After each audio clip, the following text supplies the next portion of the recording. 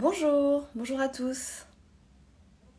Alors aujourd'hui, je suis avec Laetitia du compte Ensemble Naturellement que je vais inviter pour parler de parentalité consciente. Alors, je vais attendre un peu que vous vous connectez. Alors, je vais t'inviter Laetitia. Hop. Coucou, Coucou Laetitia, coucou Caroline. ça va? Ouais, ça va et toi? Bah merci, écoute, d'avoir accepté l'invitation que je t'ai proposée. Ben, merci à toi de m'inviter. Ça me fait plaisir de pouvoir parler parentalité, en plus associée du coup à la pleine conscience, à être en présence, une parentalité en présence. Ça me fait énormément plaisir. Merci Bah beaucoup. merci en tout cas. J'ai pas l'habitude de faire ces lives à 11 h, tu vois, donc c'est nouveau pour moi la journée. C'est le timing de la maman, du coup. C'est ça, voilà. Juste avant le Euh, repas et tout, voilà. voilà, juste avant le repas, en milieu de journée. Ouais, Alors moi, je t'ai découverte via ma sœur, qui est psychomote, ok. qui est devenue psychomotricienne et qui m'a parlé de toi, enfin de ton compte, parce que Mhm. tu parlais beaucoup des émotions de l'enfant. Ouais, Alors moi, je suis pas maman, tu vois, mais j'ai eu l'occasion de m'occuper d'enfants. Et, ok. euh, et comme moi j'ai travaillé sur mon enfant intérieur, j'ai trouvé Hmm, qu'il y avait aussi beaucoup de, tu vois, de similitudes bien sur mon sûr. enfant intérieur et face à des enfants, le comportement qu'on Hmm. a face aux enfants, tu vois. Donc j'ai trouvé que c'était hyper intéressant et je me suis dit que c'était pour le développement personnel, tu vois, en spiritualité, de travailler sur son enfant intérieur, sur les émotions de l'enfant. Je trouve que c'est capital et que tu l'expliques via des exercices hyper pertinents sur ton compte quand je te suis. Merci. Et voilà, donc du coup, c'est pour ça que voilà, je t'ai invitée. Alors, Hmm. juste pour les personnes qui nous rejoignent, est-ce que juste tu peux te présenter pour comment tu es venue finalement pour devenir coach pour maman? Ok. Comment t'en es? Je voulais juste rebondir par rapport à ce que tu viens de dire. Ouais. Effectivement, quand on devient parent, en fait, ça fait écho à ce qu'on a pu vivre en tant qu'enfant. Et c'est pour ça que des fois, il y a des moments où ça peut être extrêmement compliqué parce que c'est notre enfant intérieur qui vient juste se réveiller, qui vient s'ouvrir pour se réparer.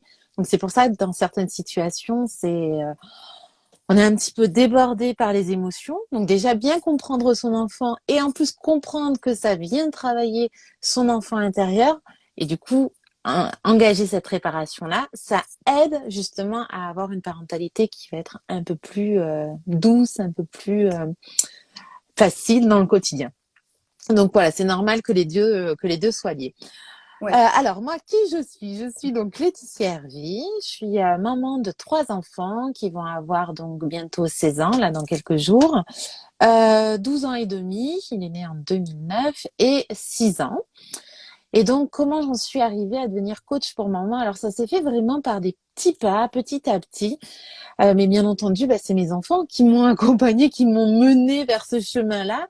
Ça a commencé donc avec l'arrivée de mon premier enfant, donc en 2006 où moi j'avais 26 ans, j'étais encore toute jeune et puis j'étais la première à devenir de toutes mes amies à devenir maman et ça a été, je venais d'arriver en plus sur Marseille, ça a été pour moi mais un tsunami quoi. Voilà, j'étais Ouais. totalement perdue dans ma parentalité, perdue dans cette grande ville.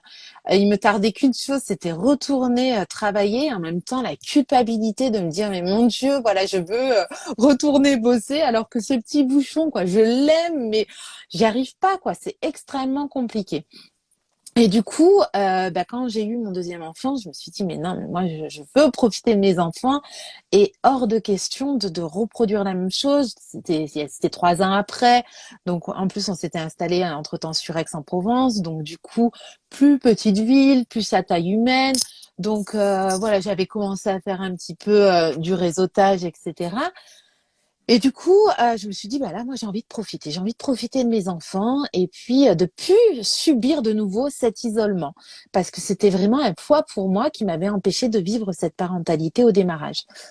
Donc, du coup, c'était l'époque, en 2009, c'était encore l'époque des forums Internet. Et moi, j'étais beaucoup sur les forums Internet. À l'époque, je pense que ça existe encore, je sais pas. C'était Doctissimo. Et il y avait des forums sur les mamans qui avaient des enfants sur telle date. Donc nous, alors moi, j'étais restée encore sur ma première maternité, donc les Marsettes 2006. Voilà, donc j'étais vraiment sur ce forum-là, très active et tout. Et moi, ça m'avait permis de rencontrer des personnes et je me suis dit, bah voilà, il faut faire la même chose, quoi. Parce que tu Donc, travaillais à l'époque? Tu mais oui, travailles. je travaillais, D'accord. je Tu travaillais faisais donc. quoi? Tu faisais Alors, quoi? je m'occupais d'une résidence. Ça n'a rien à voir. J'étais gardienne D'accord. d'une résidence, mais j'étais aussi D'accord. dans l'humain, j'étais dans l'accompagnement, mais sur Ouais. un autre plan. Mhm. Et du coup, ben moi, j'ai créé ce qui me manquait. Voilà, c'était créer ce réseau sur Aix-Marseille. Et c'est comme ça qu'est né Ensemble Naturellement. Et à la base, c'était un forum internet. Et on faisait des D'accord. rencontres à droite, à gauche, chez moi, mais c'était tout le temps rempli de mamans et d'enfants parce que on n'avait pas de lieu, c'était vraiment de manière bénévole et juste pour se rencontrer. Mais il y avait énormément de personnes du coin qui ont participé à ce forum à l'époque et on se faisait des rencontres chez l'une, chez l'autre, dans les parcs. On se disait, bah tiens, est-ce que tu es dispo cet après-midi, etc. Et moi, ça m'a permis de vivre cette parentalité, mais beaucoup plus sereine, beaucoup plus épanouie, parce que j'avais des copines, je pouvais partager mes difficultés. Et puis petit à petit, j'étais déjà un peu rentrée dans la parentalité bienveillante, mais encore plus, je rentrais dans cette parentalité bienveillante. Et puis très rapidement, en fait, le forum a pris de l'ampleur.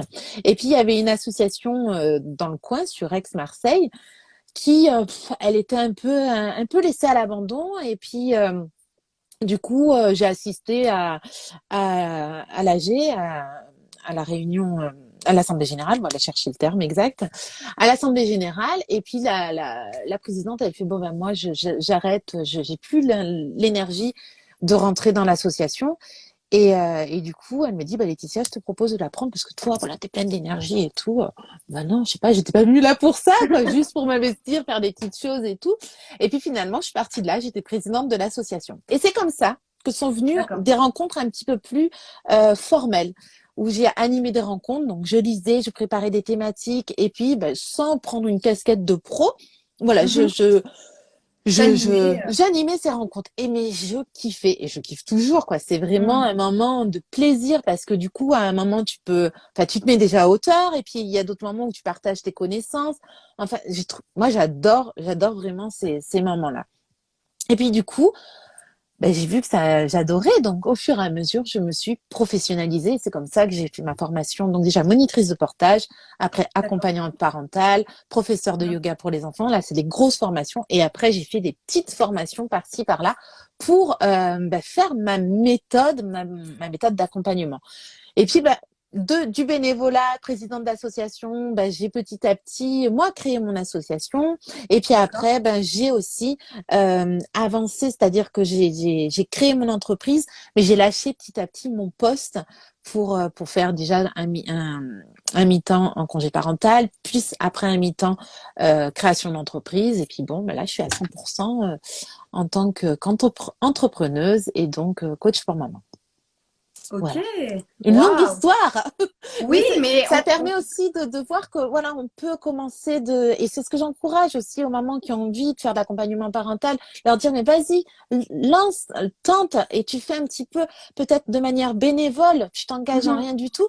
Vois si tu t'éclates ou quoi, et puis tu vas tester parce qu'il faut tester tout ça, il Oui, bien faut sûr. expérimenter, et puis après au fur et à mesure tu vas évoluer quoi, tu vas avancer.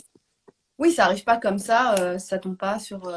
Ben ça peut si on décide de faire une formation ou quelque chose, mais je trouve que déjà, voilà, quand on se lance en tant qu'entrepreneuse, ben c'est pas simple, quoi. Mhm. C'est beaucoup, oui, c'est beaucoup de liberté, mais c'est aussi beaucoup de doutes. Est-ce que ça va fonctionner? C'est aussi l'insécurité financière. Donc, quand on n'est pas prête, ben, ça peut aussi permettre d'avancer petit à petit. Donc, voilà, juste doser et puis, ben, on peut arriver après à faire ce métier-là complètement. Bah super, merci pour le partage. C'est vrai que ça, tu vois, c'est bien je trouve, de connaître le background effectivement de chaque Mm. entrepreneur parce que ça peut motiver effectivement Bien sûr. certaines personnes qui se disent bah non, finalement moi je peux pas, enfin se mettre des freins alors que oui, effectivement, c'est d'essayer, tenter, Mm. expérimenter, toujours la même chose au final pour pour avancer. Ok, donc là, et après, tu as eu ton troisième, du coup, Ouais. après, Mm. voilà. Mm. Bah, Donc là, quand j'ai fait ma formation d'accompagnante parentale, voilà, et ma formation yoga, voilà, j'ai fini et j'étais enceinte. Voilà. Donc D'accord. lui, en fait, le troisième a vraiment connu tout ce que j'ai pu, pas tout parce que j'apprends encore de toute façon, mais il a plus une parentalité bienveillante que les autres enfants, que le premier et le deuxième. Oui, parce que finalement, les deux premiers, c'était un peu les enfants où t'as appris sur le terrain et donc tu as Ouais. pu expérimenter finalement, enfin, entre guillemets, Mm, avec eux. mm. Mais Alors que le surtout dernier, le finalement, il premier, bénéficie c'est ça. de tout ton Mm. parcours. C'est ça, le premier encore plus parce qu'en 2006, il y avait très très très très peu de blogs autour de la parentalité. J'étais dans les premières à créer d'ailleurs. Il y avait très peu Ah oui. de livres. Voilà, c'était Filiosa et pas plus quoi. Donc on Ouais, avait très peu d'informations, même pour les écharpes de portage. On les trouvait vraiment dans des magasins spécialisés qui étaient un peu vus comme des hippies. Voilà, il y avait très peu d'écharpes de portage. Il faut savoir que par exemple les écharpes un peu élastique, ouais. extensible, je cherche le terme là aussi. Mhm. Par exemple, alors ça a changé de nom et je m'y ferai pas, moi je reste toujours, je porte mon bébé, sont Mhm. arrivés en 2006. Donc du coup, moi je venais d'être maman, donc j'ai pu prendre ces écharpes-là pour mon Ouais. deuxième enfant. Donc c'était vraiment les débuts de la parentalité. J'ai fait ce que je pouvais avec mes connaissances, avec ce que j'avais, et puis ben on répare toujours. Je suis toujours en train de réparer la relation avec mon fils aîné. Après, j'en discute avec lui. Il le sait que j'ai fait du mieux que je pouvais à ce moment-là. Et puis, il voit que c'est différent avec son frère, quoi. Mais en 2009, quand j'ai eu mon deuxième enfant, il y avait déjà beaucoup plus d'informations. C'était un peu plus ouvert. D'accord. Oui, Mm. c'est trois garçons que tu as, c'est ça? Trois C'est garçons, ouais, trois ouais, ouais. garçons. Mm. Oui, donc, ok. Du coup, comment tu gères les émotions, du coup, parce que tu as différents âges à la Mm. maison. Ouais. Donc, le Il est premier, il a quel ado. âge? Il est Ado. ado. Mm. Donc, tu as un ado. Tu as le deuxième qui a quel âge? Il a 12 ans et demi, un début 12 ans. d'adolescence, Ok, voilà. pré-ado, on va dire. Ouais. Et ton dernier qui 6 a ans. 6 ans. Donc, Ouais. voilà, tu as différents paliers. Mm. Comment tu arrives à gérer les émotions de trois âges? Non, parce que les émotions, c'est pas les mêmes, du coup, je suppose, à 6 ans, 12 ans Elles se vivent et... pas de la même manière. Après, les émotions sont les mêmes parce qu'on Ouais, est tous oui, c'est humains, vrai. donc. Oui. Mm, mm. Mais voilà, comment toi tu les gères au quotidien, c'est l'état émotionnel de tes enfants? Ben, ça va dépendre. Ça va dépendre déjà de mon état émotionnel à moi, Mhm. parce que du coup, moi, si je suis en capacité de pouvoir accompagner les émotions de mes enfants, mais ce sera beaucoup plus facile. Donc, c'est déjà moi être détendue, être pleine d'énergie pour pouvoir les écouter, pour pouvoir les accompagner. Après, c'est voilà, tu me demandes quels sont les outils, c'est ça? Ouais, qu'est-ce que Mm, tu proposes comme outil, comme exercice mm, pour pouvoir gérer trois états émotionnels différents alors que toi, tu n'es qu'une seule personne et que tu ouais. gères finalement Alors trois. souvent ils les ont pas en même temps quoi. Les grosses décharges émotionnelles, ils les ont pas en même temps. Même souvent on se dit avec mon mari, ah bah tiens quand c'est pas un c'est l'autre. Voilà quand il y a Ouais, des soucis. Donc voilà c'est souvent bah, il y a toujours des sollicitations, toujours des émotions à accompagner. Ça va se faire de manière différente parce ils ont des âges différents, ils sont aussi différents, donc du coup ils vont pas vivre les choses de la même manière. J'ai des enfants aussi, deux enfants. Alors le dernier, je pense pas, mais les deux premiers qui sont hypersensibles. Donc du coup, il y a des choses à vivre ah et oui, des choses à décharger. Ça va être beaucoup plus intense sur le dernier parce que bah, lui, il est encore en immaturité cérébrale. Donc du coup, les émotions sur un tout petit, bah, ça sera très vite et surtout, c'est son cerveau limbique, son cerveau émotionnel qui domine. Donc là, il sait pas, il est en incapacité. Alors il commence à y arriver parce qu'il a 6 ans, donc il commence à avoir justement cette maturation qui se met en place. Mais jusqu'à maintenant, voilà, c'était vraiment des débordements émotionnels et il a besoin de cet accompagnement-là. Ce qui est moins le cas sur les adolescents, mais les adolescents, ils ont quand même euh, des débordements émotionnels qui vont se faire très vite parce que là aussi à l'adolescence, c'est pour ça que c'est sympa, à l'adolescence, il y a des gros travaux dans le cerveau qui font que c'est pour ça que ça dégoupille très vite. C'est pour ça que les ados, ils vont partir en crise très rapidement. Ils font pas exprès, ils font pas pour nous embêter. Juste eux aussi, ça les dérange. En fait, il se passe tellement de choses dans leur cerveau que ça dégoupille. Donc, des fois, il y a des portes qui claquent, ça arrive, hein, voilà, parce qu'ils n'arrivent pas, ils sont en incapacité. Donc, on reprend. On va reprendre, du coup, en permettant. aussi cette décharge parce qu'il y a besoin. Il faut imaginer, je prends toujours l'image de ce ballon. Il faut imaginer un ballon de baudruche qui est plein et d'un seul coup, pouf, il se vide. Donc quand un ballon de baudruche se vide, qu'on le lâche, ça part dans tous les sens. Ouais. Donc là, on permet cette décharge-là. C'est pas évident, ça peut être très très intense parce que c'est pas évident parce que nous aussi, on a nos propres émotions. Et quand il se passe ça, eh ben en fait, c'est un petit peu comme si on soufflait sur un pissenlit. Je prends l'image du pissenlit parce que il est là. Hein. On souffle sur le pissenlit et du coup, il y a tout qui se répand. Ben, quand l'enfant est en crise de décharge, hop, il souffle un peu et du coup, toutes ces émotions, ce qu'il est en train de dégager au niveau des hormones, ça arrive et ça arrive bien sur le parent. Qui en plus, peut-être, là, on parlait tout à l'heure de l'enfant intérieur, hop, ça peut réveiller l'enfant intérieur. Donc, il y a plein de choses qui font que voilà, il y a peut-être le stress de la journée, la fatigue, et voilà, c'est en quoi c'est pas évident. Du coup, priorité, comme j'ai dit, on se calme. Nous, en tant que parents, donc on essaie de respirer, on essaie peut-être de boire de l'eau pour essayer de se calmer et accompagner la décharge de l'enfant.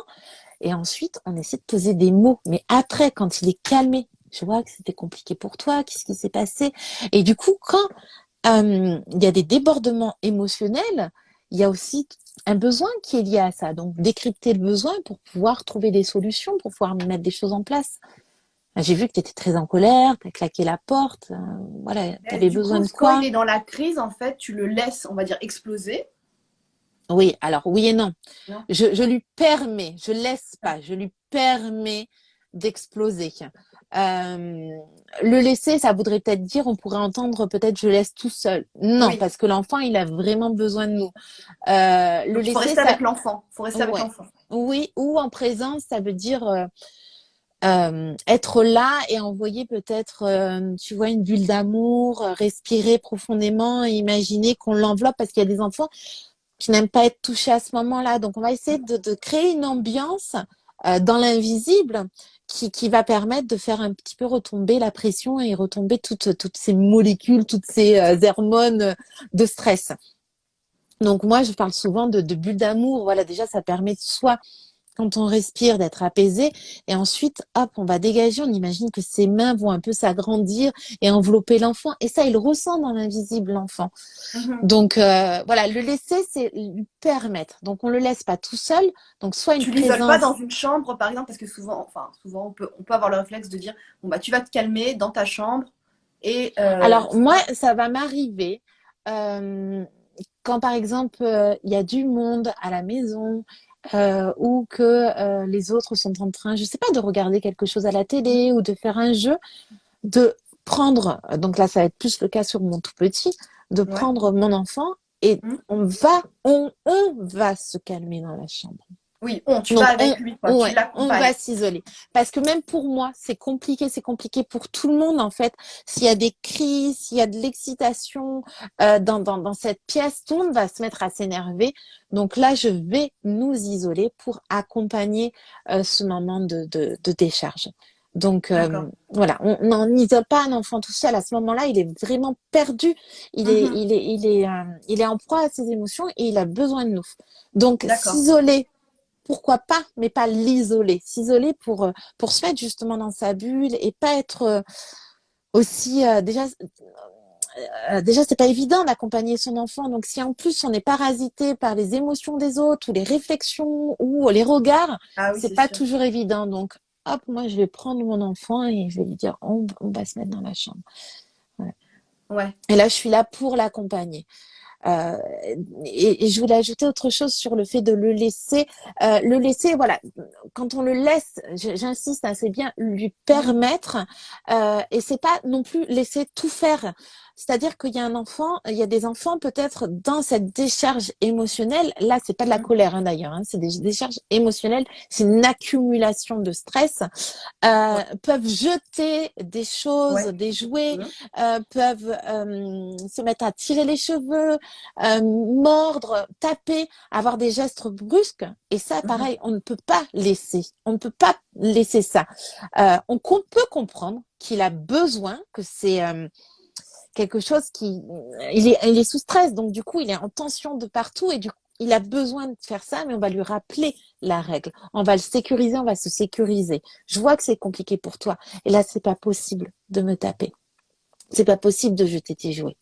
Voilà. Et du coup, on va sécuriser l'environnement, on va peut-être lui permettre de jeter autre chose, ou voilà, pour éviter en fait qu'il ait toujours ces gestes-là. Notre objectif, c'est de l'accompagner pour faire en sorte que oui, quand il va vivre une décharge émotionnelle plus Mhm, tard, en tant mhm. que ado, en tant qu'adulte, il ait plus ces gestes-là parce que sinon, ça veut dire que, par exemple, les personnes qui sont sur la route et qui vont se mettre à klaxonner, qui vont dire ah c'est bon, pousse-toi, ça voilà, c'est qu'il n'y a pas eu un accompagnement là-dessus et que en tant qu'enfant, il n'a pas su faire, on l'a pas accompagné et en tant qu'adulte, il est totalement dépassé par ses émotions, par ses décharges émotionnelles et qui va réagir toujours en mode attaque ou fuite.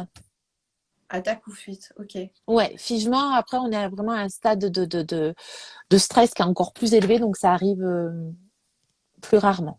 Si ça D'accord. arrive, là, c'est qu'il y a vraiment déjà une dose de stress à éliminer, qui est très, très, très élevée.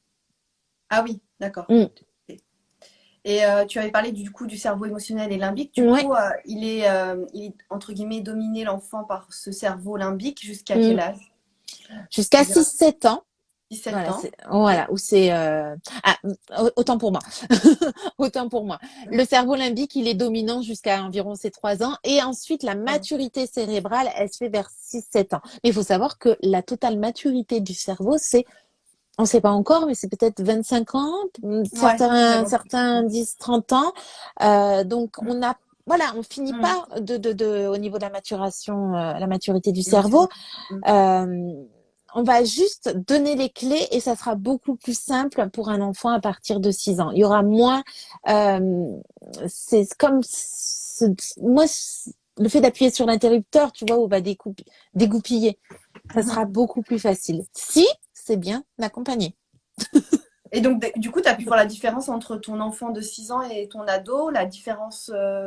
Non, t'as pas pu voir encore parce que le petit, il est encore Si, petit. je vois Tu vois? déjà qu'il va beaucoup plus facilement expliquer dans quel état il est, ce qu'il ressent. Il va beaucoup plus facilement mettre des mots sur ce qu'il est Mhm. en train de vivre. Après, il n'arrive pas encore toujours à lui mettre en place ses outils, ses ressources. Donc, il y a Ouais. toujours de l'accompagnement. Euh, Après, c'est pas ce qu'il faut savoir, c'est que quand on fait de l'accompagnement émotionnel, il y a des émotions automatiquement.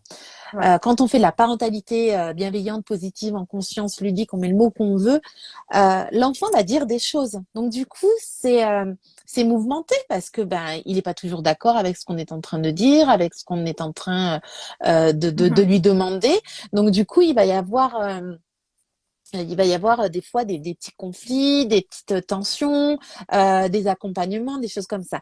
À partir du moment où, euh, à l'inverse, on choisit de ne pas accompagner tout ça, donc chose que j'ai pu faire pour mon fils aîné, où par exemple la pédiatre m'a dit bon ben voilà, pour qu'il arrête de pleurer le soir en s'endormant, il était tout petit, hein, on fait la méthode 5-10-15, donc on laisse pleurer le bébé pendant 5 minutes, on y va, on fait un petit câlin, à ne pas faire, hein. On fait un petit câlin, Ok. on y retourne, on part, on le laisse pleurer pendant 10 minutes, petit câlin, et ensuite 15 minutes, mais logiquement, il s'endort. Oui, effectivement, il s'endort parce que ce qu'il apprend, c'est je n'exprime pas mes émotions, je ne dis pas ce que je veux parce qu'en fait, mon parent n'est pas là. Donc, du coup, on a un enfant qui est sage. Oui. À quoi ça sert de dire les choses?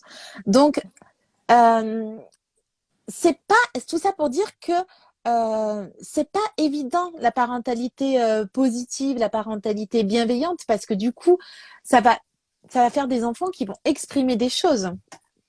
Alors, c'est bien ce que tu avais dit. Enfin, quand on en avait parlé un petit peu de ce live auparavant, tu avais parlé plus de parentalité consciente Mhm. que parentalité bienveillante. Ouais. Euh, Parce qu'effectivement, ça met les femmes se culpabilisent assez facilement.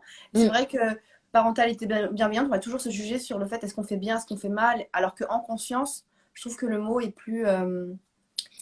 Alors déjà, la parentalité bienveillante, c'est la bienveillance aussi avec soi en tant que maman, Oui, en ah tant oui. que parent. Voilà. Ouais. Déjà, c'est bien Euh, de le rappeler, c'est vrai. voilà, ouais.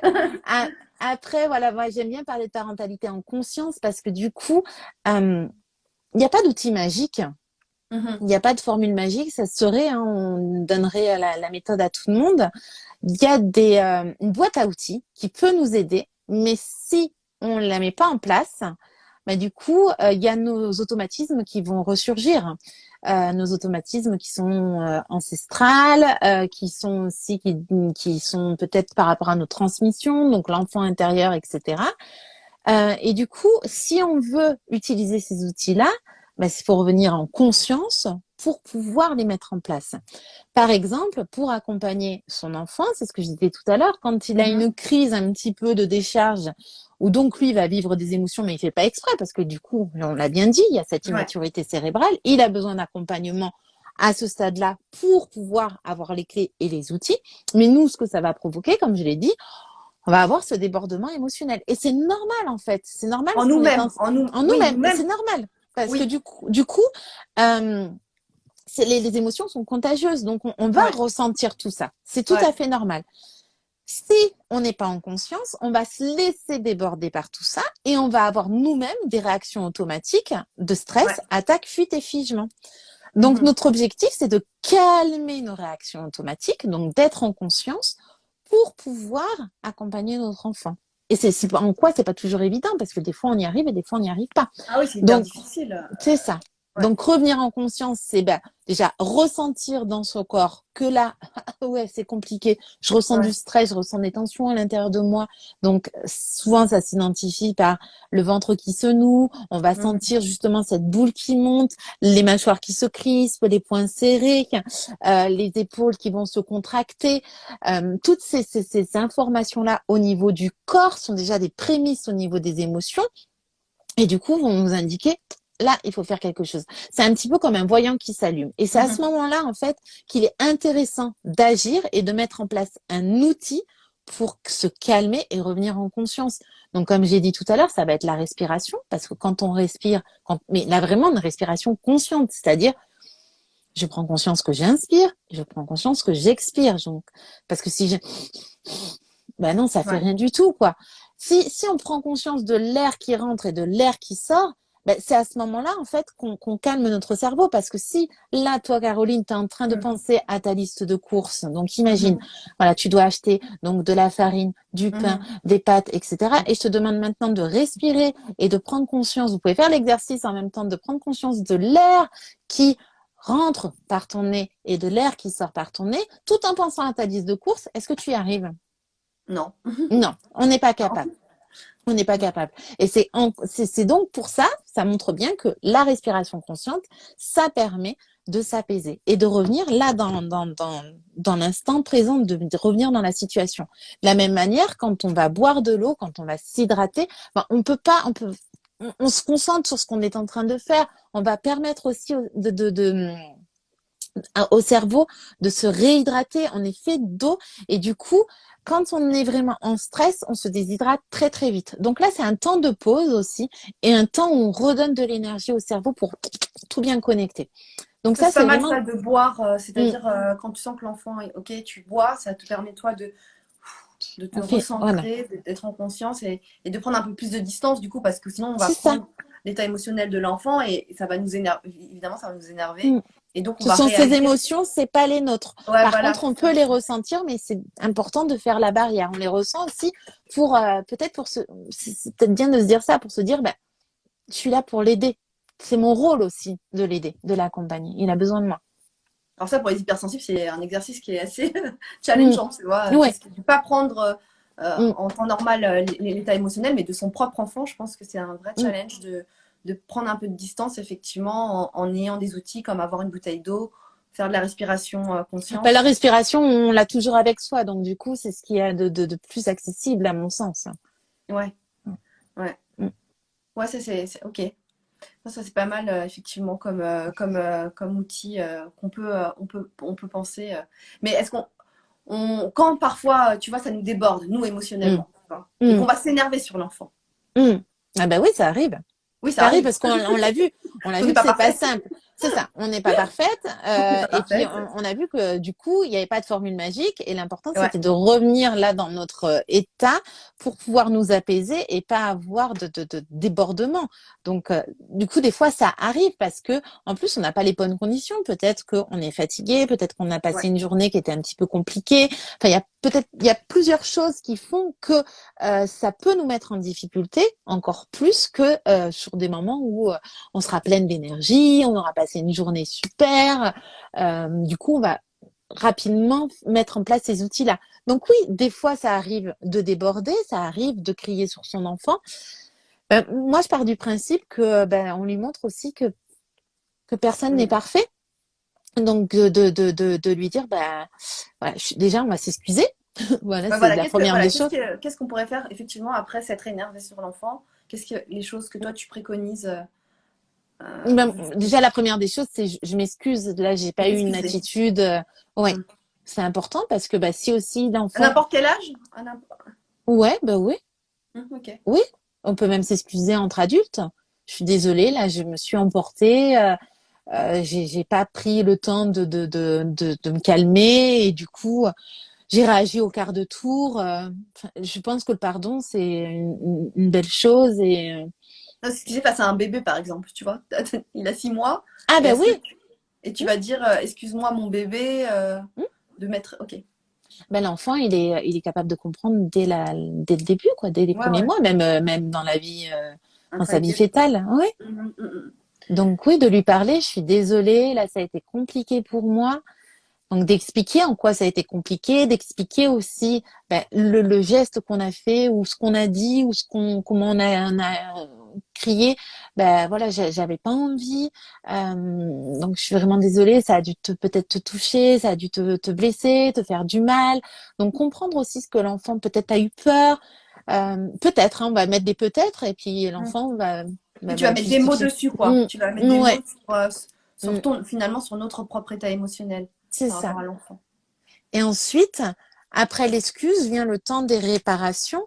Donc, Mhm. voilà, j'aurais aimé te dire que j'aurais voulu que, voilà, j'avais besoin de, voilà, des choses comme ça pour réparer la situation. On peut même aussi l'inviter à dire, voilà, j'avais besoin de calme et là, le bruit dans la pièce, c'était compliqué pour moi. Qu'est-ce qu'on aurait pu mettre en place? Tu vois, pour penser aussi à l'avenir et se dire, l'enfant, il a peut-être une solution, de dire, il fallait me le dire, maman, ou je Ouais. sais pas, enfin, des fois, ils ont des idées, donc c'est important de leur expliquer tout ça. Oui, puis de leur Et demander finalement. Enfin, c'est ça, c'est pas finalement que l'adulte qui va décider, mais on va être en co-création finalement avec l'enfant. carrément. Et puis ça le Pour... fait réfléchir. Et du coup, le fait de faire réfléchir, on fait travailler son cortex préfrontal et c'est là que ça aide à la Mhm. maturation de son cerveau. Mhm. Et là aussi, dans toute cette phase-là, donc on lui montre, voilà, le droit à l'imperfection, mais aussi on lui montre qu'on apprend qu'il n'y a pas d'échec, il n'y a que des apprentissages. Donc Ouais, ouais, on ouais. apprend tout ça, et comme l'enfant apprend par mimétisme, il va du coup avoir aussi des ressources. Lui, à son tour, voilà, des fois ça m'arrive de me planter, mais je vais aller m'excuser et je vais expliquer réellement ce dont j'avais besoin. Donc ça va se faire petit à petit, bien entendu, pas faut pas s'attendre à ce que les choses, les graines poussent comme ça du jour au lendemain. C'est vraiment, il faut du temps pour arroser, pour vraiment pour faire en sorte que la graine germe et puis petit à petit ça va pousser, ça va pousser. Nous, ce qu'on attend, c'est que on a envie de construire des adultes qui vont être épanouis. Donc c'est toute cette phase d'enfance, d'adolescence où on construit tout ça. Et ton mari, du coup, lui, il est aussi dans cette parentalité consciente ou Non, non, pas toujours, pas D'accord. toujours. Pas toujours. C'est moins évident pour les papas parce que du coup, je pense qu'ils s'intéressent moins. Alors, pas tous, et heureusement, Ouais, mais malheureusement, la plupart. Alors, je vois qu'il y a pas mal de changements. Là, j'ai animé 2 ateliers dans des crèches et il y avait ouais. pas mal de papas présents. Donc, ça, c'était top. Mhm. Il y a beaucoup aussi encore de transmission au niveau des papas ou euh, au niveau des émotions où ils n'ont pas su un petit peu gérer tout ça. On leur a dit en tant que petits garçons qu'ils n'étaient pas beaux quand ils vivaient des émotions. Donc du coup, ils sont un petit peu perdus. Et puis il y a aussi cette part de virilité où le papa doit peut-être assurer son son autorité par peut-être un petit peu, tu vois, les cris, être ferme, etc. Et ça, pour se détacher de tout ça, c'est pas évident. Je pense qu'on est dans cette génération de changement. Tout Et à nous, fait. on éduque. Moi, j'essaie d'éduquer mes enfants. C'est pas évident parce que moi aussi, j'ai mes transmissions sociétales, générationnelles. Je pense que j'éduquerai pas une fille de la même manière que mes garçons, mais j'essaie de leur permettre de les autoriser à vivre des émotions telles qu'elles sont, voilà, peu importe, et de s'enlever ce côté un peu virilité, etc. Donc, Oui, parce que là, du coup, avec 3 garçons, je pense que tu expérimentes bien le oui, côté. bien, je sais pas, parce que comme je dis, c'est pas évident non plus pour moi. Il y a des fois, je me rends compte que je vais avoir tendance à faire un peu à leur place. Alors peut-être que j'aurai une fille, je dirais, bon, est-ce que tu peux m'aider? Est-ce que tu peux faire ci? Donc, il y a encore Ah ouais, d'accord. ouais, Hmm. Oui, ouais. une fille, t'aurais plus tendance à effectivement à lui Je faire pense, des. hein. Ah ouais, ouais. Je pense. Après, j'ai pas de Ça, fille, c'est donc intéressant. je Ah sais ouais. pas. Mais je me rends compte qu'il y a quand même inconsciemment des messages qui nous sont passés, qui sont transmis par la société, parce qu'on a reçu. Ouais, bien sûr. Donc, Ouais. Ça, on peut pas. déconstruire tout ça, c'est pas évident, quoi. Ça se fait petit Ah à non, ça petit. c'est sûr. Ouais. Mm. Et tu sais, on avait parlé aussi de, souvent le sujet quand on parle de l'éducation positive pour les enfants, c'est on a le préjugé que c'est des enfants du coup où on n'a pas le droit de dire des choses, où on les laisse finalement expérimenter, donc faire leurs expériences sans finalement peut-être poser le problème des limites. C'est souvent le problème du parent, c'est Mm. est-ce que déjà j'ai le droit de poser des limites? Comment je pose les limites? Et est-ce que c'est bon pour l'enfant de poser des limites saines, en fait, finalement? Alors, euh, je vais répondre de suite. Oui, oui, Ouais, vas-y. c'est important de poser un cadre. Alors, j'aime pas ce mot cadre parce que souvent on le voit un peu comme ça. Ouais, on Il voit faut un plutôt cadre. voilà, il faut plutôt On voit un cadre. imaginer un cadre qui va être un peu comme de la pâte à modeler. Mais ce Ah. cadre, il va être sécurisant. Enfin, moi, je le visualise un petit peu comme ça. Il va être sécurisant. Ah oui, c'est bien Et ce que tu me dis là. Enfin, même effectivement un cadre mouvant. mouvant, voilà, Oui, tout parce que à c'est vrai fait. qu'on voit la rigidité dans, tu vois, quand on pose Oui, un cadre. Mais t'as un raison. cadre, Ouais. tout à fait, Mm, très mm, droit, etc. ouais, Alors que c'est ouais. quelque chose qui va bouger en Mhm, fonction des jours. Par exemple, on peut avoir comme règle, on se lave, enfin, on prend soin de son corps, mhm. etc. Mais par exemple, nous, mais c'est la règle de ma famille. Hein, voilà, je dis pas que c'est à tout le monde de le faire. Et c'est ça aussi dans les règles et dans la pose du cadre, ça va se faire en fonction de chaque famille. Bien Donc sûr. du coup, Valia nous dit c'est un cocon. Oui, c'est ça, Valia, t'as raison. C'est comme un cocon. Euh, du coup, voilà, dans la règle de ma famille, ça va être par exemple si on est fatigué ou si on est un petit peu speed, on peut switcher le bain. Voilà. Donc c'est ça, ça peut. Alors après, pas 3 jours de suite, hein, on est bien d'accord. Mais un jour, voilà, si on se lave pas, c'est ok. Mais c'est ok pour nous. Donc c'est en fonction des jours, ça va bouger.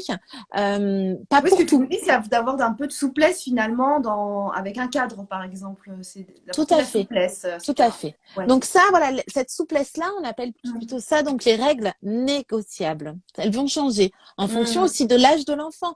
Par exemple, un enfant, on va l'autoriser peut-être à se coucher un peu plus tard parce que il va grandir. Donc du coup, Mhm. ça va changer au niveau des règles. Si on lui dit, bah non, 8h30 au dodo, quand ils grandissent, en plus à l'adolescence, ils ont leur hormone de sommeil, la mélatonine qui arrive un peu plus tard, ça sera pas OK. Donc, on va moduler, on va avancer en Mhm. fonction de chacun, de l'enfant et de nous. Ça, ce sont les règles négociables. Après, il y a les règles non négociables. Ça va être un cadre qui va être un peu plus strict, où là, ça va souvent s'allier à la sécurité. Par exemple, nous, c'est non négociable. Quand on rentre dans la voiture, on s'attache, on met sa ceinture de sécurité. Finalement, des règles non négociables, il y en a très, très peu. Ah Il y en ouais. a très très peu. Si Mhm. on fait le point, si on regarde, si on note les règles de la famille, Mhm. on va dire, bon, qu'est-ce qui peut être négociable? Et du coup, peut-être éviter des conflits. Bon, c'est OK pour aujourd'hui, etc. Et des règles non négociables, il y a très très peu de règles non négociables. Ça va être le casque quand on fait du vélo, quand on fait de la trottinette, ça va être s'attacher en voiture. Voilà, des petites choses comme ça, il y a très peu de règles qui vont être non négociables. Et tu les notes, ça, ces règles, ou tu les dis? Moi, je vais les dire, c'est arrivé où je l'ai noté pour les enfants quand ils étaient plus petits. Après, j'aimais pas trop le côté justement interdit parce que justement alors déjà l'être humain n'entend pas la négation, donc tu ne fais pas ci, Ouais. tu ne fais pas ça. Et puis ça limite trop. Et du coup, Oui, ça justement pour dans les enfants, en plus, je l'avais. Oui, on me l'avait dit, ça, que les enfants, du coup, tu vas me dire si c'est juste, du coup, ne comprennent pas la négation, ne comprend pas la négation. Donc, l'être humain dans sa globalité, on va plus se ouais, faire focus sur les mots essentiels d'une phrase et on va zapper. Si je te dis ne pense pas à un éléphant, oui, bah, on va tu vas penser. penser, voilà. Donc c'est et encore Donc, plus pour ne les. fais pas ci à un enfant, ne fais pas, je sais pas moi, ne marche pas sur la route. Mhm. Bah, ça va être quoi de manière positive? Ça va être quoi la consigne qu'est-ce qu'on attend de lui? Mhm. Qu'est-ce que tu as, qu'est-ce que tu as pour. Qui marche sur le trottoir. Mhm. Mhm. Oui, Ouais, donc marche. en fait, il faut réfléchir un peu davantage, du coup. C'est ça, c'est ça. Marche près de moi sur le trottoir. Et du Mhm. coup, là aussi, il va explorer son pouvoir personnel parce que ben, l'enfant, comme tout être humain, a besoin de Ouais, ressentir son pouvoir personnel, de se sentir libre. Et plus, en fait, il est coincé, plus il est bloqué, moins il va trouver ça agréable, fun. Et du coup, ben là, c'est là où il va y avoir des conflits et des crises, hein. Donc, au niveau des règles, pour répondre à ta question, donc on ouais. va identifier les règles négociables, non négociables. On va les moduler en fonction du moment. On va les moduler en fonction de Mhm. l'âge de l'enfant. On va en discuter ensemble. Moi, il y a des jours où là, je vais dire non, là, ça, aujourd'hui, c'est non négociable. Là, voilà. Par exemple, En là, fait, tu en ce remets dans moment, le c'est... présent. Tu Mm, remets dans le présent. Tu ouais. dis aujourd'hui, tu vois. Mm. C'est vrai que quand on pense à une règle, c'est tout le temps, mais non, en fait. Non, on peut... Mhm. Voilà. Par exemple, pour les devoirs, là en ce moment, c'est un accompagnement avec mon dernier. Mhm. Ben voilà, je vais lui dire là aujourd'hui, c'est non négociable. Demain, il y a école, donc on fait les devoirs. Là, il en a besoin en plus. Tu vois, des fois, on peut dire, bon, allez, c'est OK, tu as des facilités. Là, il a besoin de travailler la lecture, c'est un peu compliqué pour lui. Donc, juste avec un peu d'entraînement, ce sera beaucoup plus facile. Donc, voilà, on va retravailler ce que tu as fait à l'école. Donc, du coup, c'est non négociable. Et on va essayer de faire en sorte que ça soit fun. Voilà. Du coup, tu as des règles non négociables et des règles Mm. négociables. Ok. Mm. Et c'est sécurisant pour l'enfant, c'est comme disait Valia, une sorte de cocon. Il faut imaginer un peu l'enfant qui pousse. Il y a une image comme ça dans le livre, le guide illustré pour les crises des enfants. Je sais plus exactement Mhm. le nom. Il y a cette image d'une plante qui pousse. Et du coup, il y a le tuteur. Le tuteur, c'est le parent. Et tu sais, quand il y a un arbre qui pousse, souvent, on va mettre des petits liens là pour qu'il pousse bien droit. Ouais, Ben, ouais, si ouais. c'est trop serré, en fait, ça risque de casser parce que ça sera trop serré. Donc, le cadre vraiment très, très, très rigide, c'est comme ça et c'est pas autrement. Ouais, ouais, Ça ouais. risque de casser, ça risque de casser l'enfant, ça risque de casser la relation avec l'enfant. Si c'est trop, s'il n'y en a pas du tout, en fait, c'est l'enfant qui va partir un petit peu dans tous les sens et il n'a Mhm. pas, en fait, cette sécurité. Donc, c'est juste, Ouais, c'est on un voit juste bien milieu. sur l'image un juste milieu. Voilà, pour qu'il pousse. Et après, bah, l'objectif, c'est il va évoluer tout seul, quoi. Tu vois, en plus, il aura vraiment Ouais, les bases. C'est ça qu'on veut amener à notre oui, enfant. qu'il ait les propres ressources pour Mm, lui, pour pouvoir évoluer dans sa vie. Ouais, mm, ouais, carrément. Ok. Et la question aussi, tu sais, des écrans, mm, là, depuis le Covid, mm. qui s'est beaucoup plus posé que d'habitude, puisqu'on a vu des enfants qui étaient devant l'écran finalement toute la journée. Toi, Mm. voilà, ton avis sur la question Alors, il y a, Évidemment, il n'y a pas de parents parfaits, hein, ça, moi, ouais, ouais, ouais, je le redis. c'est un grand sujet les écrans, parce que en plus, on y est, bah là, Bah, voilà, on voilà. est devant un écran, quoi. On y On est sait pas. tous. C'est ça, ça fait partie maintenant vraiment du quotidien, donc c'est Quotidien. vraiment pas simple. On a pas mal d'informations sur les écrans maintenant. On sait que c'est pas top, top, top pour les loulous, qu'il faut éviter au plus jeune âge de les coller devant des écrans. Donc ça, on a plein d'informations là-dessus. Et je vais dire, là vraiment, on se rapproche de la parentalité en conscience.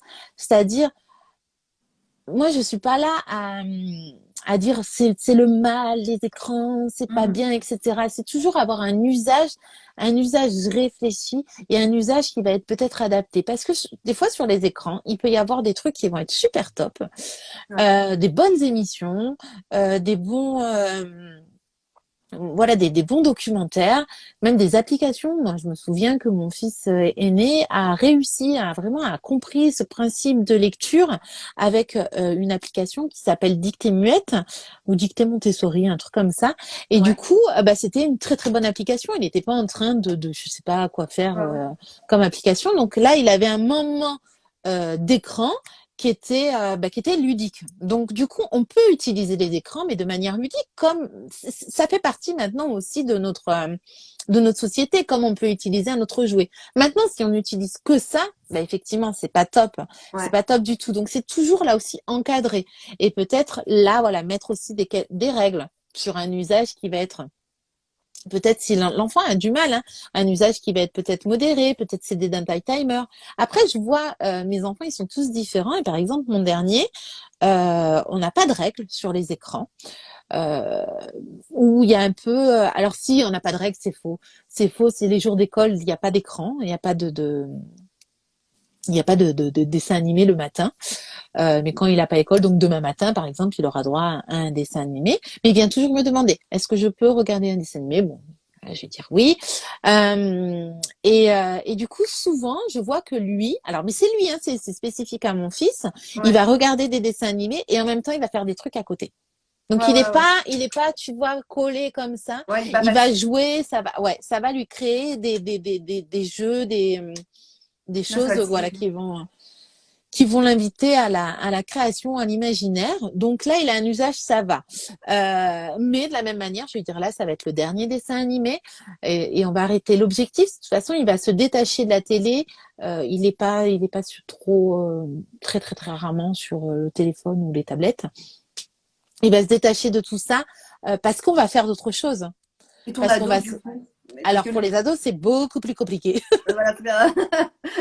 C'est beaucoup plus compliqué parce qu'en plus, alors pour les ados, c'est le lien avec l'extérieur.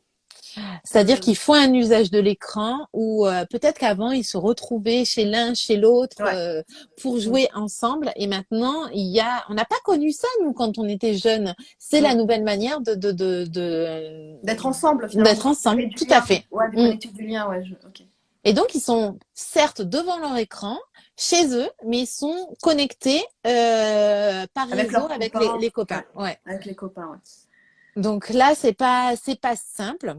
Ils vont moins C'est chez moins les uns simple. chez les autres. Ça, moi, je me rends pas compte parce que je côtoie pas d'ados au quotidien, mais ils vont moins chez les uns chez les autres que tu vois, toi? Ouais, ouais. Ouais. Et puis en plus, c'est vrai que tout cette période de Ah oui, bah avec Covid, le. confinement, Ouais, ouais. nous, je sais qu'il y avait un moment où on invitait pas mal les copains et après, on ne veut pas trop les inviter. Hein. Ouais, Donc il y a moins, ouais, il y a moins ouais. de De lieux de retrouvailles, rencontre. ouais, Ouais, de c'est ça. retrouvailles. Et Donc, puis du du coup, coup, ils préfèrent même jouer chez l'un chez l'autre parce que du coup, c'est beaucoup plus simple quand ils sont ensemble. Ils peuvent mhm, pas jouer au même jeu, mhm, donc voilà, mhm. c'est Ouais. c'est moins évident. Mais là, euh, on va essayer d'encadrer. Alors de la même manière, par exemple, nous on a tous Apple à la maison, donc du coup je peux paramétrer le temps d'écran. Ah, Donc ça, le c'est bien. soir, hop, il se termine. Du coup, ils peuvent plus aller sur le téléphone. De la même manière, s'ils vont trop sur une appli, ben, du coup, je peux bloquer le temps d'application et après, ils n'ont plus accès. Euh, mais dans tous les cas, ils arrivent à contourner les choses. Donc des fois, moi, je me dis, bon ben, euh, c'est Oui, c'est juste leur l'adolescent, quoi. c'est ça. Oui. C'est, on va en parler. tu connais les risques, voilà comment fonctionne Instagram, comment fonctionne YouTube, etc. On va parler de ça parce que finalement, plus il y a de limites, plus ils vont contourner les choses. C'est un Ouais, peu, ouais, voilà, ouais. comme je disais pour mon fils le dernier, en fait, presque, il y a un usage plus ou moins libre des écrans. Et puis, quand c'est fini, c'est fini. Alors qu'il y a d'autres enfants, en fait, qui vont être tellement, parce que c'est comme l'arbre tout à l'heure, tellement Ouais. fermés que Exactement. quand ça va s'arrêter, ça va être presque la frustration parce que même ils vont être comme ça, scotchés devant l'écran. Alors que là, non, il n'est pas scotché. Donc, des fois, plus il y a une liberté qui va être encadrée, plus ça va être simple. Et là, Ouais. voilà, des enfants qui, par exemple, on va pas leur mettre par exemple, on va pas leur mettre chez les connexions, la 3G ou des choses comme ça. Ils Ouais. trouvent des solutions. Ils font des partages de co, hein, voilà, il y a pas de Ah souci. oui, Ils non, font bah, des il trouve partages leur de solution. connexion. Ah oui, oui. Ils vont trouver des choses sur les adolescents. Donc l'objectif avec l'adolescent, c'est toujours de discuter et toujours d'avoir en fait un rapport de confiance. On va en parler, on va essayer de trouver des solutions ensemble. Voilà, moi je peux regarder ce qu'ils font, je peux regarder combien de temps ils sont sur les écrans et voilà quoi. Il y a pas ils vont pas me cacher des choses. D'accord. Et ça, je trouve que c'est important dans l'adolescence. Ouais. Voilà, quand j'estime qu'ils vont se coucher un peu trop tard parce qu'ils ont passé du temps sur les écrans, j'aurais dit bon bah là voilà, là j'aimerais bien que tu t'arrêtes parce que ça fait un petit peu trop, j'aimerais bien qu'on passe un temps ensemble. Et à partir du moment en plus l'adolescent où tu leur proposes un truc mais fun, hein, euh, comme pour les tout petits, si y a rien en fait, ça va être la facilité. Ils vont aller sur les écrans. Si tu leur dis, ben on va faire, alors nous là c'est un peu plus calme parce que le temps il n'est pas super propice et tout, mais voilà quand il fait beau, c'est bon on va passer le week-end, on va faire du paddle. Là ils viennent et puis ils prennent pas du tout leur écran, leur Ouais. téléphone. Je vois mon fils le cadet, tu vois le samedi matin il fait de la motocross. Bah Mhm. du coup, là, il laisse son téléphone à la maison et là, Ouais. il fait un truc de fun, donc il n'en a pas besoin. Mhm. Il faut Ouais, lui proposer proposer des des choses. activités. Ouais, proposer C'est des... la facilité, mais même comme nous, on est Ouais, dans bien la sûr. file d'attente, on va sortir notre truc alors qu'on n'en a pas besoin, on n'en a pas. Donc Ouais. c'est avoir un usage réfléchi, donc en discuter avec eux parce qu'ils sont nés là-dedans, parce que c'est le lien avec les autres. Et c'est pas simple, c'est pas simple. J'ai pas la solution. Voilà, on essaie Chacun d'échanger. fait comme il peut. C'est ça. Et puis après, voilà, je ne suis pas là à non plus dire ah c'est pas bien, etc. Je sais que mes enfants, même les ados, des fois, ils vont regarder des vidéos YouTube qui vont être super intéressantes. Et ils vont m'apprendre des choses, on va en discuter ensemble. Bah tiens, j'ai regardé une vidéo sur ça, ta ta ta ta ta. Ta. Ouais, ouais, Donc, bien sûr. il peut y avoir vraiment des choses dans l'usage qu'on va en faire, des choses qui peuvent être intéressantes. Et puis surtout aussi, des fois en tant que maman, en tant que parent, bah ça peut entre guillemets nous sauver. Ça peut nous permettre aussi, bah, si on a un plat à faire, si on a un appel très important à passer, bah, se dire bon bah là exceptionnellement je vais mettre Choupi parce que du coup bah, je sais que je peux passer mon appel tranquillement et que c'est très très très urgent et sans culpabiliser parce que du coup c'est pas que des écrans.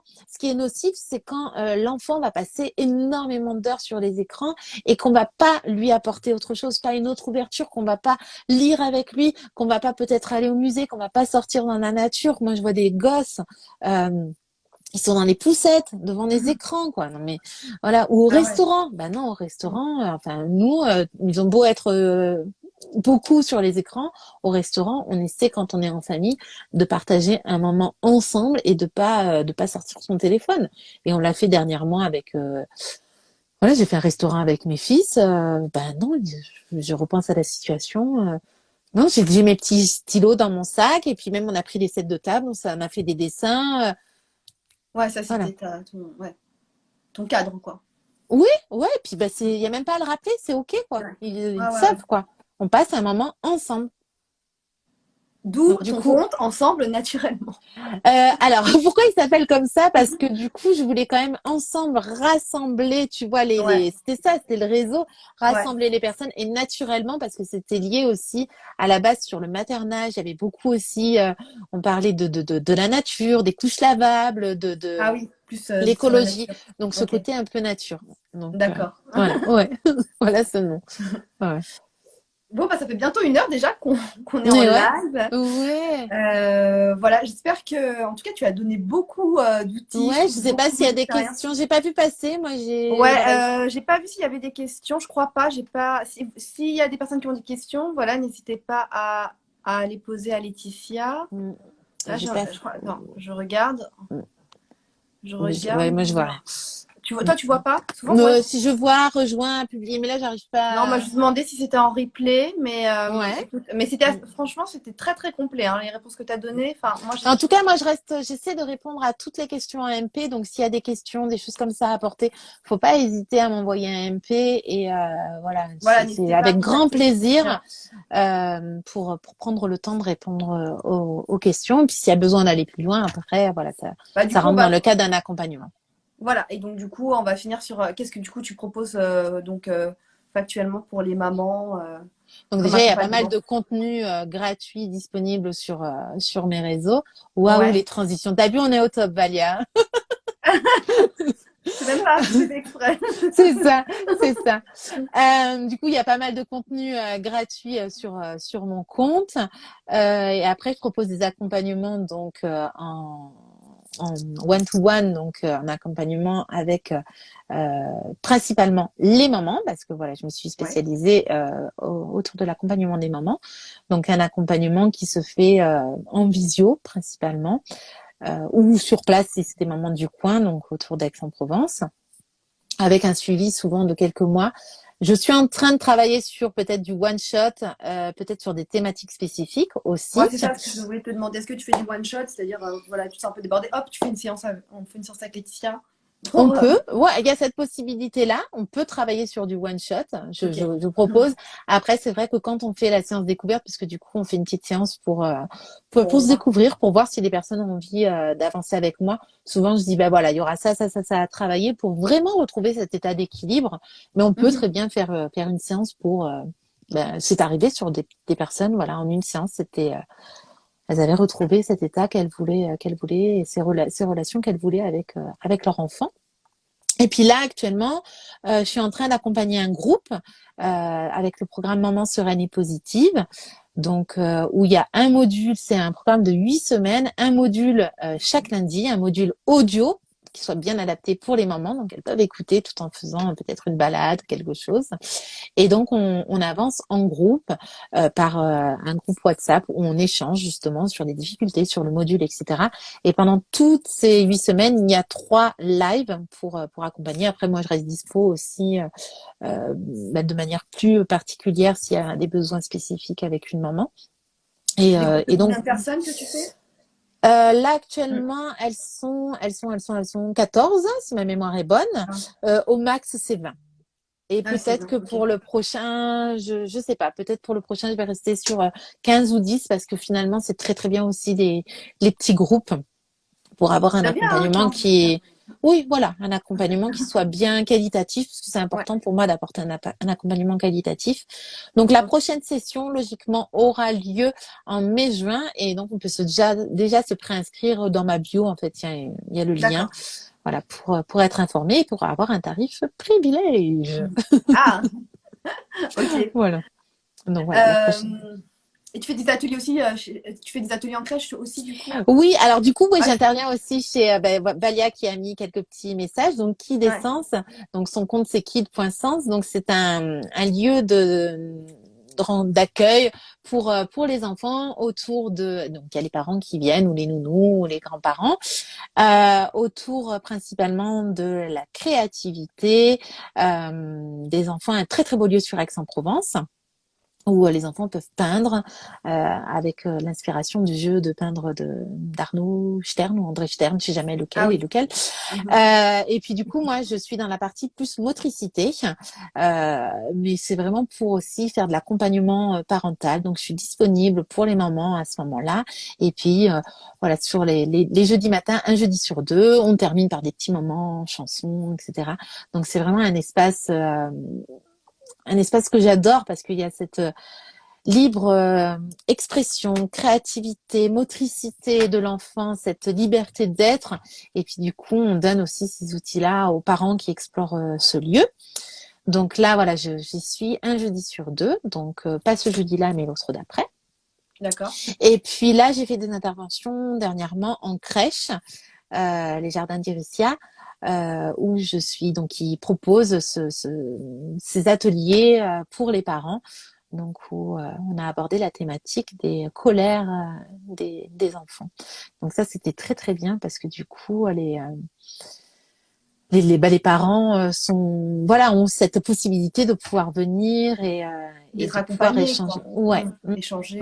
Et là, voilà, encore aujourd'hui, j'ai reçu 2 messages, ben, déjà pour me remercier des outils que j'ai pu leur donner et également pour ajuster certains points. Donc voilà, il y a vraiment. C'est Arnaud Stern. Voilà, les jeux de peindre d'Arnaud Stern. C'est le papa. Merci.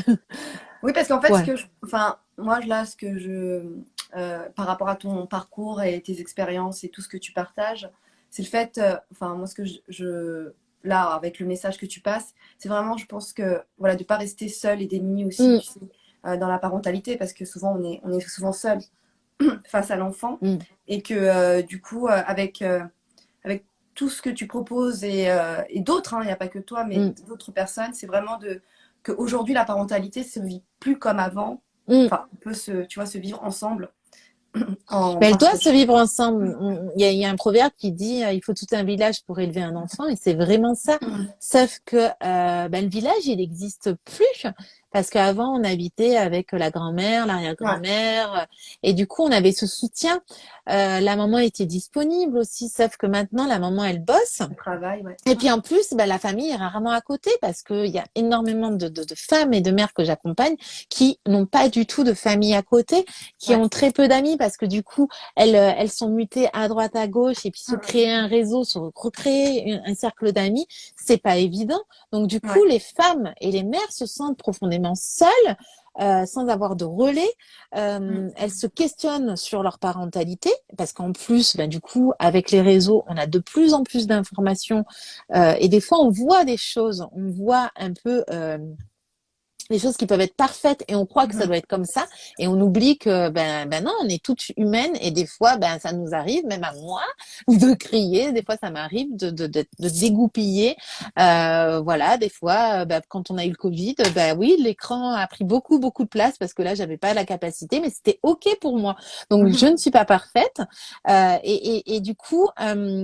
On a cette vision un petit peu de perfection et en plus, du coup, ça crée une pression. Ouais. On sait même plus vers qui aller parce qu'on est seul et tout ça, en fait, c'est un cercle Ouais, un un cercle vicieux. cercle vicieux qui peut aller vraiment jusqu'à l'épuisement, jusqu'au burn-out. Donc, c'est Ouais. important de s'entourer. Il y a des associations souvent en local autour de la maternité, autour de la parentalité. Donc, c'est important d'aller vers ces associations-là pour être entouré, pour voir qu'en fait, bah, c'est pour tout le monde pareil, quoi. Ouais. D'aller aussi dans des lieux de rencontre, donc comme Aquidescence sur Aix, mais j'imagine que dans d'autres villes, il y en a des cafés poussettes, des lieux comme ça pour rencontrer d'autres personnes, voilà, d'assister à des cercles de parole, des ateliers. Après, moi, je sais pas encore c'est ce que je faisais au démarrage. C'est pourquoi je l'avais fait Ouais. ensemble Ouais. naturellement. Ça a perdu. J'aimerais bien le recréer, ce côté un petit peu réseautage. Mais déjà, on le fait un petit peu avec le groupe des mamans que j'accompagne. J'aurais créé un groupe où elles peuvent justement déposer si elles sont en difficulté. Mais elles sont chacune chez elles. Elles sont chacune à voilà, dans leur ville. Il y a plus trop, Ouais, c'est cette espèce de ouais. communauté, effectivement. C'est ça. Alors, des fois, j'essaie de chercher pour elle ou de me dire, bah, tiens, il y a telle personne qui fait ça par chez toi, tu peux aller la rencontrer ou quoi que ce soit. Après, moi, je travaille surtout sur leur confiance en tant que maman, sur retrouver vraiment cette force à l'intérieur d'elle, peut-être lâcher aussi ses pressions, accepter les erreurs, accepter les moments de doute. Et du coup, bah, déjà, ça leur permet voilà, d'être beaucoup plus Plus en sereine, quoi. puissance, en force. Ouais, Ouais. Ouais, ouais. avec Et puis, il l'enfant. y a certains moments aussi qu'oublient euh, certaines possibilités de réseau. Elles osent pas. Elles osent pas peut-être demander à la voisine qui a l'enfant à la même école d'aller le chercher, d'aller le dépanner. Tu vois, j'ai un exemple très concret où tous les soirs, avec des moments de la classe de mon fils, on est au parc, on partage ensemble. Et puis hier, donc il y a une des mamans qui me dit ben demain moi j'y serai pas parce que du coup je suis à une formation et je vais terminer un peu plus tard, donc mon fils ira à la garderie. Je dis, bah, tu finis à quelle heure? Elle me dit, bah, je finis à 16h45. L'école finit à 16h30. Je dis, bah, attends, on va te le récupérer. Il va venir au parc avec nous. Puis tu nous rejoins après. Ah oui, tu crois? Bah oui. Bah, attends, pour un quart d'heure, ouais, c'est OK. Et en fait, bah, tu vois, elle osait pas demander. Alors Ouais. que, bah, il avait pas allé à la garderie, ce petit loulou, tu vois, ils font pas des trucs super intéressants. Il est mis au parc à s'amuser avec ses copains et on n'ose pas demander, peut-être un relais. Et il faut Mhm. savoir que ça peut faire une sorte de contraste. Ce que je lui dis, je fais, bah, peut-être qu'un jour ça sera moi, et puis du coup tu vas me dépanner, et voilà, quoi, c'est OK. Donc, oser peut-être faire des sortes d'alliances avec les mamans qui sont dans la classe de votre enfant, avec votre voisine, même avec une Mhm. personne âgée, peut-être qui peut vous dépanner sur, je sais pas, c'est peut-être une ancienne prof et du coup, elle peut vous aider pour les devoirs alors que vous, ça va être des moments de tension et elle, ça va lui permettre peut-être d'avoir quelque chose à faire parce qu'elle est retraitée et qu'elle a plus rien à faire et que du coup, ça va lui permettre de faire un truc sympa dans son quotidien et de savoir qu'elle va accompagner un enfant. Donc, osez demander. De toute façon, Osez demander. au risque, vous aviez déjà le nom à la base. Donc, voilà, pour vous, il y avait personne. Donc, qu'est-ce que vous risquez? Rien du tout. Au mieux, vous risquez, allez, hop, génial, je vais avoir quelqu'un qui va m'aider. Voilà, et des lieux de rencontre où la parole se libère. Ça, c'est important. C'est important, ça aussi, de créer ça. Mais Ouais. après, moi, je l'ai fait, j'ai créé ce que j'avais envie, donc faites-le, faites-le. Il y a des groupes aussi Facebook, par exemple, souvent par ville. Donc faites-le. Tiens, je propose une rencontre, etc. Il y a peut-être une personne, c'est pas grave. Une personne, c'est déjà génial. Et puis à force, moi j'ai commencé au démarrage, on était deux dans mon salon. Et puis à la fin, franchement, on avait des rencontres où on était des fois, je sais pas, 15-20, quoi, 15-20 moments où on se retrouvait Ouais, au faut parc, on faisait des commencer. grands pique-niques. Mhm. Donc, il faut commencer parce que vous en avez besoin. Et s'il y a au moins une personne, eh ben, ça vous fera du bien à vous, ça fera du bien à la Ouais. personne. Et puis à force, voilà, ça va se créer, ça va se faire. Voilà, osez peut-être inviter chez vous, osez vous retrouver dans un parc. On a besoin de recréer ces villages-là. On en a Ouais, de vraiment, créer vraiment du besoin. lien, quoi. Ouais. Mm. Ok. Ouais. Bah, merci Laetitia pour tout ça, pour toute cette heure, pour tous ces conseils. Merci, Caroline. C'était très Mais, enrichissant. moi, je me J'ai régale, en beaucoup tout appris cas, semer les moi-même. petites graines. Ah, Voilà. ça a bugué. Donc, Non, voilà. voilà, ça a bugué, ça Ouais. y est. Ça a bugué, c'est la fin. Ça dit stop. C'est la fin, là. Il C'est dit l'heure stop, de là. manger. C'est l'heure de manger. Bah, écoutez, j'espère que ça vous aura aidé, ceux qui nous ont rejoints. Et si vous avez besoin de plus de conseils, bah, n'hésitez pas à contacter Hmm, Laetitia sur son avec compte plaisir. qui s'appelle Ensemble Naturellement. Voilà. Ouais. Merci Laetitia. Et puis à bientôt pour tout le Merci. monde. Et merci à vous tous. À Et à bientôt. toutes. À bientôt. Au revoir. Au revoir. Merci Virginie. Ciao.